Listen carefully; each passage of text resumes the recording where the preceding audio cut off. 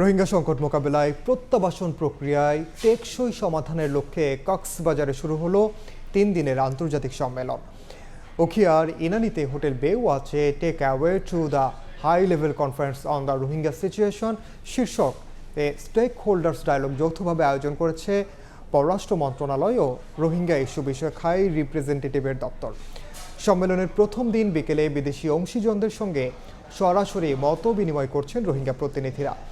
এতে যোগ দিয়েছেন বিভিন্ন রাজনৈতিক দল এবং 40টি দেশের প্রতিনিধি আছেন জাতিসংঘ সহ রোহিঙ্গা নিয়ে কাজ করা সব অংশীজন। সম্মেলন থেকে রোহিঙ্গা প্রত্যাবাসনের পথ খুঁজবেন তারা। কাল প্রধান উপদেষ্টা ডক্টর মোহাম্মদ ইউনূস সম্মেলনে যোগ দেবেন।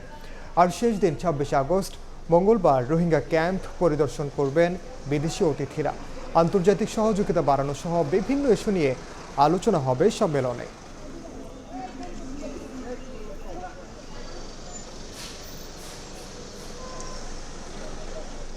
এ বিষয়ে আরো খবর জানাতে এই মুহূর্তে কক্সবাজারের ইনানীতে আছেন সহকর্মী নাজমুস সালেহী। সরাসরি যাচ্ছি তার কাছে।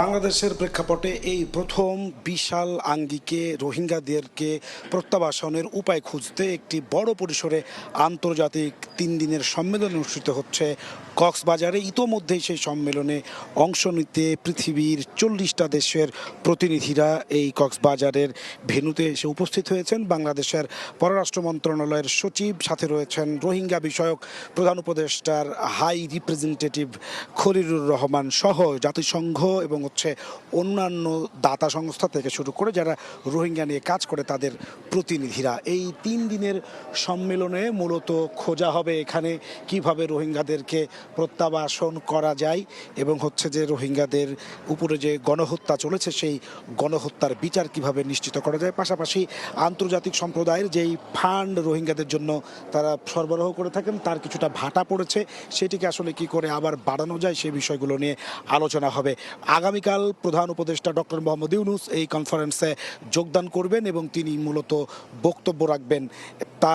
আজকে যদি আমরা বলি যে এই প্রথম রোহিঙ্গা ইস্যুতে আন্তর্জাতিক যেই স্টেক হোল্ডার রয়েছে তাদের সঙ্গে বাংলাদেশের রাজনৈতিক দলগুলো যারা অংশীজন রয়েছে তাদের সঙ্গেও কিন্তু আজকে একটি সংযোগ স্থাপন হলো এবং আমরা দেখেছি যে কক্সবাজারের যে বিভিন্ন রোহিঙ্গা ক্যাম্প থেকে অন্তত 4টি বাসে করে 2 শতাধিক রোহিঙ্গা প্রতিনিধিদেরকে এখানে নিয়ে আসা হয়েছে যারা আসলে তাদের কথা বলবেন। পাশাপাশি আমরা দেখেছি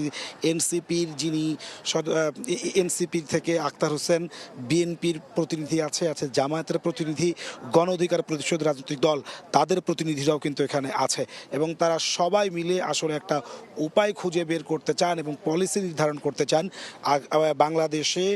বাংলাদেশ থেকে রোহিঙ্গাদের কিভাবে সসম্মানে তাদের যে জন্মভূমি আরাকান সেখানে তাদেরকে আসলে কিভাবে ফিরিয়ে নেওয়া যায়। ইতিমধ্যেই এখানে প্রধান উপদেষ্টার deputy press secretary Azad Majumdar তিনি এসেছিলেন, তিনি আমাদেরকে জানিয়েছেন যে সেটি আসলে আজকের প্রথম দিনের যেই কনফারেন্সের সেটি আসলে আনুষ্ঠানিকতা শুরু হয়েছে।